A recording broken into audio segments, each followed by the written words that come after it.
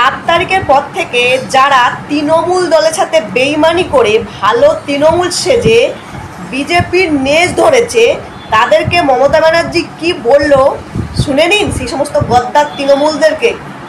2 মাসও ধৈর্য ধরতে পারলেন না, এত তাড়াতাড়ি দলের সাথে বেইমানি করে চলে গেলেন। আর বেইমানি করারও তো একটা সীমা থাকা উচিত। যে পার্টিটা আপনাদের কাছে জন্মদাত্রী মা, আপনারা তো সরাসরি বিজেপি করছেন। এখন বিজেপি করবেন আর তৃণমূল বলবেন, এটা তো হতে পারে না। কারণ তৃণমূল কংগ্রেসের আদর্শ বিজেপি বিরোধী।